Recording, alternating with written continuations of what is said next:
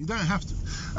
Hi, this is Taxis Chronicles, and I'm your host, Simon Rushton. Today we have another rider in the car, and he's going to tell us all what it's like to be dealing with vintage clothing. So, here you are. So, how did you get into vintage clothing? Well, basically, I'm born in Brighton, and there's a lot of like vintage clothing stores around there. So when I was a kid, I used to walk around and go with my parents to see lots of different shops, because they would always be buying clothes, but never from new stores and stuff. So it was always nice to go around old clothes and stuff. And then as I was a kid, I'd get older, I'd start going to those shops myself, and then eventually just started working into it, and now I make my own clothes and end up do my own little things. Sometimes it's nice to be able to make my own stuff. So after doing that, I started working in it now. What defines vintage clothing? What does the clothing have? Is it like a 10-year period? Yeah, kind of. It's if you want, it could be a 10-year period. Anything over 10 years tends to be vintage. But I guess it's more just I don't know. It's what you like about it, really, isn't it? Whatever you find, it's I always look for things that I don't think I'll be able to find in a shop, and then sometimes I'll see it just on the high street or something, and I'll get so excited because it's something that I've been looking for ages. Okay. Like a shell suit. Yeah, kind of. I like a lot of military and workwear stuff. So when it comes to old workwear and certain periods of military, that's when I get quite excited about what I've found. Okay. Because it's I don't know. There's a lot of replicas and stuff. So when it tends to become original, it's kind of cool to see it from where it came from, you know. Is it hard to find to define what's original and what's... Not always. Some stuff's made to look vintage. So, some stuff's always just brand new, and then other things it's not hard to define. It's just there's certain things within the companies or within them, or certain aspects of the clothing that will tell you whether it's vintage or not. What identifiers are you looking for? I don't know. Say if it's a brand like Levi's. Yep. If I wanted to look for a good collectible pair of Levi's, I'd look in the inseam to see if it was just a pair of salvage jeans. If it's not, it doesn't matter, because jeans are jeans, you know. But I'd also look for maybe on the little tab, sometimes if they're biggies, like a biggie instead of a smallie, it tends to be a little bit more sought after. There are certain numbers as well, lot numbers. It's personal for me. I don't really tend to wear they've got a 501, which is a very standard lot number, and they've got 550, which is quite relaxed. But I'm always after a wide trouser, so I can never really find them with Levi's. So whenever I find something that is or something that I like, then I get quite excited. And is there a big niche market for vintage clothing out there? Online, yeah. That people would pay whatever, for a pair of jeans? I think when it comes to something that I don't know, maybe it's more, it might even be more of a thing for people who are a lot older than me, because I'm only 23, so vintage to me is literally 2002. Do you know what I mean? But yeah. But to somebody who's say born in the 80s, and they can find something that they wore in I don't know, the 70s or 60s, and they find it now. Yep. Say if they've been after that for a long time, they might want to spend a lot more on that. Okay. So it can become quite expensive, but it can be. It's such a big market for it. Around here, especially in London, there's probably Camden. Yeah, Camden, Notting Hill. You've got Brick Lane, in East. You've also got up by Whitechapel. There's loads. There's a really big market for vintage clothing. Okay. Are you a tailor yourself then? I've only been teaching myself to make clothes for about a year now. So in a sense, I guess so, but in another sense, I probably wouldn't call myself a tailor right now. So have you been learning via YouTube or something? Not really. I've kind of just been breaking things down. I'll look for something that I like the cut and the look and the design of, and then I'll probably take it apart, and then I'll reuse the template, the pattern, onto a different pattern, and I just remake it, but in my own way. Right. So I've been doing that with jeans, jackets, and other various things that I like to use, and I've been trying to kind of mix and match the whole lot if I can. if not, I stick to a very like, I base it on a very traditional like workwear design, which is like, you know, full pocket denim jacket kind of thing, like. But there's so many different types, and it's nice because you can change the pockets if you like to. You can change tiny little details that kind of, even though they're such simple ideas to be based on, like, you can make them really complex or just keep them really simple, and they still look banging, you know. Yeah. I see that from the way you speak, you have a real love for what you're doing. What is it that gives you that love, that drive, that interest, that fascination?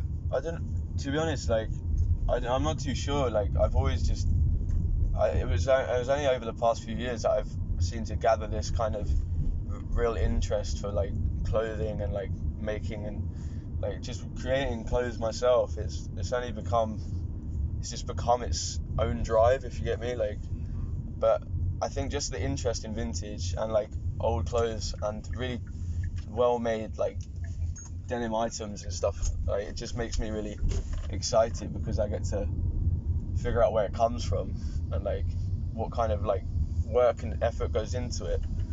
Because there's so much that like you don't hear about when you're just buying from a vintage store or like from a new brand shop. So I think it's probably the understanding of like where the roots of everything kind of started to come from, as far as like vintage clothing and things like that go. Are you're a very creative person overall, or is it just? Yeah, of course, I'd say a creative person overall. Like, Okay. So what other skills and talents do you have? I mean, I play guitar. I've been doing that for about 12 years now. I studied music for a while, for about 4 years, like just at college, but I didn't do university properly. I have this belt in here. Yeah, don't worry, it will kick out. But yeah, I went to university for like a year, but I dropped out after not realising that I wanted to carry on. I'm a skateboarder of about the same amount of time. So I've been doing that for about 10 years, 12 years. So do you go down Albert Hall, South Bank? Goes down South Bank a lot. Normally when I'm not in West, I tend to go over to Mile End and like Bow area a lot. Because there's a few little places around there that me and my friends go to. Yeah, a little bit in South, you know. Like Brixton's got the skate. Yeah, you got Stockwell and Brixton. That's pretty decent, like. Yeah. But at the moment, because I'm in West, I'm around like Acton, I'm around like Meanwhile and stuff. So there's a few places. West is quite good if you want to skate around, like in the streets and stuff. You don't necessarily need a skate park to skate, you know. Do you just do it for fun, or you gone for any competitions or anything? Mostly for fun. I've never really done competitions. Like, I'd feel comfortable, but I don't. It's just not really my idea of like what I like to do with skateboarding. If a competition was there, like, it could only be fun to like jokingly do one probably, but it's not serious. Like, it's always been something I take seriously, but not like mentally in a career-wise section, like serious, you know. Going back to vintage, is your circle of friends, are they all into the vintage thing as well, or is it just? I mean, not really as much. Like because I only really recently moved here.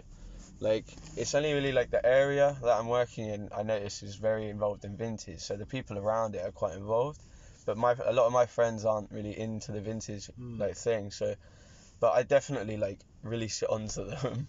But because it's good, it's because it's also good for the environment. Like, if you're buying new clothes and stuff, it's really bad for the environment because of the way they're produced and all the minerals they need. It's just it's really bad. So it's like, you know, it's kind of good to promote because it does help the environment. Like, it's not, you know, you're not promoting recycling clothes. Yeah, it's a really good way to recycle, especially if it's fur, because a lot of people don't like fur nowadays. But if it's second hand, you know, it's not an animal going to waste. It kind of is, but I love fur. Yeah, but at the same time, I don't have any, but I love fur. Yeah, so I don't see the problem if I eat meat and I wear leather. Yeah, exactly. You know, it's not too much of a problem. Yeah, but you know, different people. But yeah, I might lose some listeners saying this. But yeah, bro, like, that's basically like how it is for me. Like, I'm always just kind of where I am. If I like vintage, I kind of surround myself in vintage, and then the area that I'm in when I'm doing it is kind of the area that I get to be vintage around, you see, like. But with my friends, it's more just skateboarding and stuff like that. What's the most expensive item you've sold that was vintage then? It's vintage. I mean, I had a good Ralph Lauren Suicide skier jacket. It wasn't mine, but it was recently at the store I used to work at, which was, I think we sold a good 500 quid. Okay. But that was the original Suicide skier jacket, so it was vintage. It was like a red puffer coat. Do people wear these, or is it just I mean, yeah, people wear them, but like they have it? Yeah. Some people like to have them. There's a lot of there's a lot of Ralph Lauren collectors out there and stuff. So like, it doesn't always matter what size you have. Like, you can kind of get rid of it if it's original. But I think we also had like a hand knitted Ralph Lauren jumper, which was it's actually quite quirky in that, man. Like, it was really different. But other than that, like, I haven't got the chance to like sell too many expensive stuff. Like, obviously, like Burberry coats and stuff, like we sell those. Like, they're still expensive because we've got those for like £2. Okay. So it's like, that's quite expensive. But then again, for vintage, like, if you're going expensive, you're gonna have to find something so collectible. Like, there's a shop just around the corner from Portobello, and she's selling like second-hand Gucci dresses and like all of this thing, and like they're going up easily to like £6,000, £5,000. Really? Yeah, man. Because they're so sought after, and like they're actually like real vintage Gucci and like all of this. So it's crazy how expensive it can get. So it kind of depends on where you're working. Like, I'm kind of working in like a bit of a shacky vintage shop, you know, like, so there'll be lots of like polo shirts, like Levi jackets, all of this. It's like, the more kind of bougie or boutiquey you get, sometimes it tends to be a bit more select and like priced up a bit more, you know, because it's been sought after like by hand and all of this. So you could actually start selling over Instagram or things like that, and probably have a wider audience. Because if it's not a case of everybody's going to wear the item, then it doesn't matter so much. No, of course, it's a lot about taste as well, like your own taste and stuff. So it'll be interesting, like, but eventually I'd like to sell my own clothes, but just whenever I get time to get a basis going, you know. Okay, that's great. Yeah. That's good to hear. Well, thanks for that interview. No worries, much pal. appreciated. Guys, listeners, I hope you liked that interview about the vintage world. So when you see you're throwing away your second-hand clothes, be aware that they do have some value. You hear about £2, 600. For those who don't know, bills is £100.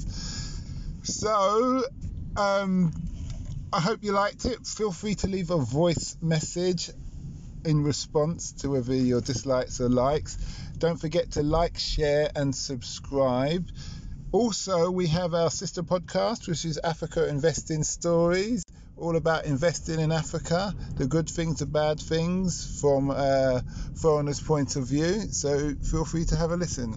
Stay safe. All right.